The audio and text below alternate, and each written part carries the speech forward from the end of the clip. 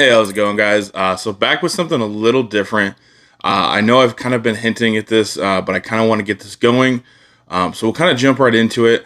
It's going to be kind of a new segment. I want to try and go a little bit more in depth with some of my different directors and stuff like that that I really enjoy. I like their movies. I like what they do. So we're going to kind of jump into that, see how it goes, and then we'll kind of iron out the details and stuff like that in some of these videos. But we're at least going to start off with a legend. So in this first video, we're going to talk about George Romero. Obviously, a lot of people know him as Father of Zombies.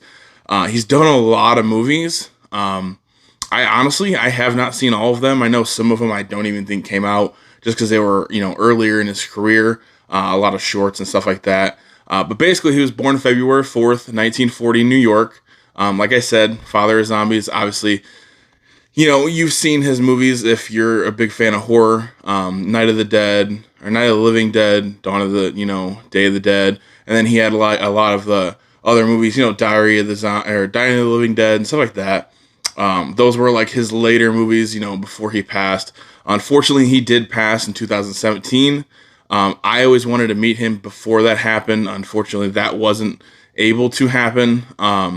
But again, I mean, he kind of seems like he lives on through a lot of his work. Obviously, he's the one that kind of created what, zombies as we know it. So basically, before zombies were, kind of zombies where they were eating people and stuff like that, a lot of it was, more voodoo or vampires. They were considered, under control or mind control, especially with like the voodoo and the kind of the older, 1940s, 50s horror movies like that. That was more of what a zombie was. George Romero kind of introduced more of what, of just like a regular zombie that and love, especially, Walking Dead and everything now is basically kind of what he created. So before Night of the Living Dead in 1968, he had a lot of different projects and shorts and stuff like that he was trying to get off the ground. That was more around like the 1954 to around like 1965 or so. Some of those are Gorilla, Earth Bottom. I believe there was Curly Slant and The Man from the Meteor, I believe. Those were a lot of his shorts that he really didn't get off the ground. And there was one, Expostulation. That was, I believe, an anthology film that he was working on, but it just never got released, never really got, it never got feet under it to kind of get it going. And there was one more too, but it was just never produced. There's no money behind it. One big cool thing that I don't think a lot of people know, unless you're a big Romero fan, is that he actually got one of his first jobs in the film industry with Mr. Rogers. You obviously would think that'd be kind of weird because Mr. Rogers is your neighborhood friendly. He's nice. He's not going to have horror on his show. He's walking around the neighborhood and talking, singing, and teaching kids lessons and stuff like that.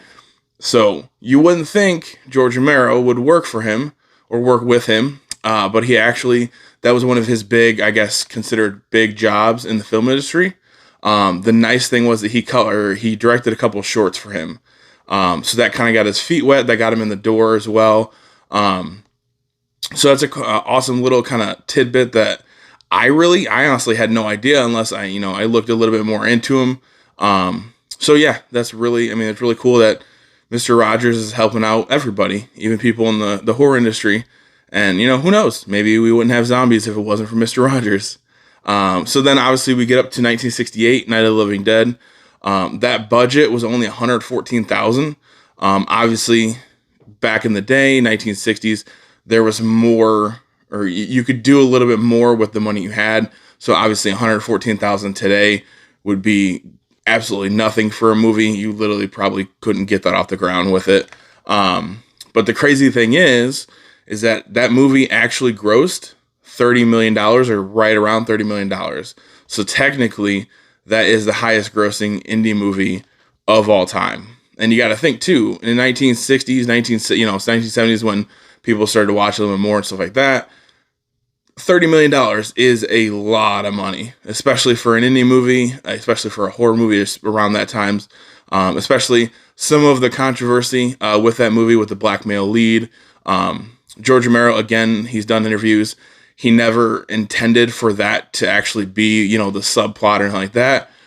But, back then you didn't have a lot of black male leads in movies. So that was extremely important, especially in the film industry, just to, get that going. So that way, you have more black male leads, female leads, everything like that, just to kind of push that out there. So it's not just, white male leads and that's it. So basically after you get past that, you get up to Dawn of the Dead and then Day of the Dead. Obviously he's done more movies in between those two. So he's had stuff, kind of basically, it's called There's Always Vanilla, Season of the Witch, The Crazies, which if you've seen, it's really good. They actually made a remake, I think, in late 2000s or so. That one was actually really enjoyable as well. It's a good remake. Obviously not the best, and if you like the old school stuff, maybe you probably didn't like that one. And then obviously Monkey Shines in 1988, and then The Creep Show, I believe, in 82. The Creep Show is really kind of, I wouldn't say what launched him, but it was really huge to work with Stephen King and write a script for that movie and then write and direct with Stephen King. And then that's another hookup with Tom Savini, who by far, if you're a huge fan of horror movies, special effects, anything like that, you're going to know who Tom Savini is. He's worked on Dawn of the Dead, Friday the 13th. He's actually the new movie that's coming out. His production company, the name escapes me, but his production company is actually working with the Black Phone movie that's coming out in about a week or two. So he's got his own school. Believe me, Tom Savini is one of the biggest names in the horror genre, and even special effects in general. I mean, he's gone on TV shows and all like that. So it's a great hookup, especially with all those three, just basically, I would say, masterminds. You're not going to go wrong. And again, Creepshow is probably one of the best anthology movies ever made. I mean, maybe that's not your opinion. If there's a different one you like instead of Creepshow, but I feel like that seems like the consensus. So it's a great, hookup between those three. And you'll kind of see Tom Savini, I guess, like George Romero, worked with him a lot. So we basically get down to Dawn of the Dead, 1978. That was kind of the first Dawn, at least, movie that he worked with Tom Savini with. He did some of the special effects, and I know he does kind of regret the way, the blood looked and stuff like that, because obviously if you've seen the movie, the zombies are really kind of blue. They look kind of weird. Even the blood itself, it's really bright. And that's one big thing that Tom Savini's always kind of hit on when he's done interviews and stuff like that, is that it wasn't right. But the crazy thing is obviously because Night of the Living Dead made so much money, they got a bigger budget with that. So obviously it wasn't a crazy amount of money, but $500,000 was basically their budget from the production company for that movie. And you can definitely tell that there's a lot more, put into that movie, especially, money-wise with production and everything like that and cast. And they can go a couple different places. Obviously, Night of the Living Dead was literally just in the cabin for the most part. It was just like basically on a farm. So Dawn of the Dead obviously goes just a step further from Night. It's, the zombie apocalypse is kind of getting bigger and bigger. They go to a mall and then basically kind of have to live out there. Dawn of the Dead, the original, is one of my favorite movies of all time. Definitely top 5. I love it. I mean, obviously you can see right there, I have the entire box set. I have the 4K box set. I have the Dario Argento cut, which basically we'll get into that in a second. And then I have the Cannes Film Festival cut as well. So I guess let's just, get into that real quick. So basically, what happened is Romero kind of needed a little bit more money. Dario Argento is a Italian filmmaker. He's done a lot of different movies, Suspiria. It's countless horror movies that he's done. But basically, he needed a little bit more money, so Dario Argento actually was one of the producers for the movie. And then how George Romero cut the movie, it seemed like it was a little too light, I guess, and too comedic and stuff like that for Argento. So basically what he did was he made his own cut and then released it overseas, and I believe it was called Zombies. So basically, a darker cut. There, the comedy was taken out, the lightheartedness and stuff like that.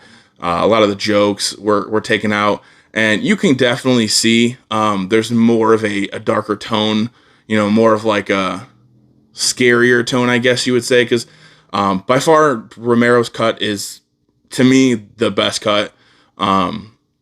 But regardless, they're both pretty good. Even the film festival cut, I enjoyed that one. It just seems like it takes some of the character development and stuff away, which there definitely is a lot in that movie. So again, by far, Dawn of the Dead is my favorite movie. Top 5 at least, and one of my favorite horror movies of all time. The crazy thing is Night of the Living Dead, Romero actually saw almost no money or no profit from that movie because basically he had an issue with the distribution company. And then basically he kind of, in my opinion, got screwed. I'm assuming in a lot of people's opinions, but basically that was considered fair use. So what that means is right now, if I put that entire movie on my channel, I could use it. I wouldn't get a copyright, nothing. So that's why you see in a lot of horror movies, I believe it was even in one of the Halloween movies, if not the first one, that they're watching. So background TVs, anything like that, they're always playing Night of the Living Dead because they don't have to pay any money. They don't have to pay royalties, nothing like that. I know the Romero family was working really hard to kind of get that locked up. I don't really know how far they've gotten yet. But it's a shame too, because it's a masterpiece and it's such a great movie. And yes, Romero has gotten a lot of credit for everything else. But it really kind of sucks to see him really, in my opinion, get screwed over really hard on that. But so yeah, that's why you see every Halloween and stuff like that, people are playing that on their YouTube channels and stuff like that. It's just because they can, and if you can and you love the movie, why not? Obviously there's different motives and stuff like that, but that's another day. So then you get to Dawn of the Dead. So this is really where Tom Savini digs his teeth in. Obviously they got a bigger budget. It was $3.5 million. That's really nice for a horror movie, especially you got to think, what is that converted till now? It's going to be a lot more money, so you're going to be able to put more money into it, special effects, a bigger spectrum. With Dawn of the Dead, it was, enclosed basically into one location almost. They were here and there in the beginning of the movie, but for the most part, it's literally just the mall. One cool fact actually about that is they couldn't afford to shut down the mall when they were filming it during the day. So what you actually see is they had to they covered up the windows for the most part. And then it was all at night, almost for the entire movie. So basically what they would do, the mall would close, they'd set up everything, they'd film everything they needed to, mall would reopen, and then basically, rinse and repeat until they got their movie. So, you got to do what you got to do. You don't have a lot of money, you don't have a lot of time, you want a specific location, beautiful. That's amazing to me, especially that's why Romero is one of my, because, he did what he needed to do to get his movies done. I know the mall is in Pittsburgh, and the crazy thing is, for the longest time, I don't think there's any more, maybe there's a little bit, but they did have like some of the zombie, the guts were still on the wall. You could still go there and see, certain aspects of the movie where they film stuff, but a lot of it's gone. Like the ice rink in the movie's gone. I think that the whole food court is covering that area now. So the mall's been completely redone. Obviously, you can't go there and see it, but I do know there's one store, I believe, that's still there, that does a lot of like memorabilia and stuff. And obviously, you're going to want to make money off of that movie. If you get a store in that mall, then yes, you're going to definitely promote it. So Day of the Dead, basically, it's almost in one location again. It's basically in just like a big underground bunker. Again, first couple minutes or so, they're flying around in a couple different cities and checking for survivors and stuff like that. But this is the movie that Tom Savini really sunk his teeth into, really kind of, and you can tell the special effects are ridiculous. They look extremely good. The zombies look 10 times better. Obviously, 3 movies in, they're going to look more decayed. They're going to look more gross, slimy, all of that. And you can definitely see that. Yeah, so Tom won the Saturn Award for the best makeup effects in 1985 for that movie. I just, again, you can't say enough about that movie and the special effects. They were by far amazing. People being ripped in half. It was great. So basically that kind of is a rundown, at least, some of my favorite movies of his. Obviously I could probably go a little bit more in depth with a lot of the Living Dead trio. And then, there's also, Diaries of the Dead and stuff like that. He did a Night of the Living Dead remake, and then Tom Savini actually did a Night of the Living Dead remake in 1990, and which I think is really good. That's got Tony Todd as the lead. He puts a little different spin on what happens at the end of the movie, but it's still really good, really enjoyable. Anything George Romero, really, I would recommend that you guys watch and pick up, especially the Dawn, Night of the Living Dead, Dawn, and Day. By far one of the best zombie trilogies you will probably ever see. Obviously, it's sparked a lot of, like Ash vs. Evil Dead, I'm sure took a lot of from that too, especially with Sam Raimi. So that's really kind of what I got. Hopefully we can keep these going. Obviously there's a lot of horror directors, a lot of big name horror directors. And then also on top of that, there's some smaller horror directors that I think should be talked about. They deserve kind of maybe, I guess, an episode talking about, their movie, filmography, stuff like that. Just fun little cool tidbits about the movies they've done, the work they've done, what they've done. Like everybody says, like I say now, like, subscribe, hit the bell notification. That way you get basically notifications as soon as I put videos out. Tell me in the comments below, what movies of George Romero do you like? Do you not like any George Romero movies? Do you like Tom Savini? Anything like that. Any other extra comments? Any cool fun facts that maybe I didn't talk about in this video? Because I'm sure there definitely are a lot of extra fun facts and tidbits and stuff like that about different movies he's done, different shorts. I tried to look up more information on some of the shorts. I got a little bit here and there, but it just seems like since they were so old, and then they were really never kind of put out as much, or if any, they were really kind of hard to get any plot or anything like that. It seems like after, Night of the Living Dead, obviously, is kind of when his filmography picked up and there's a lot more information. Any other comments, concerns, any cool things you guys know about George Romero, leave them in the comments below, and we'll keep these things going, okay?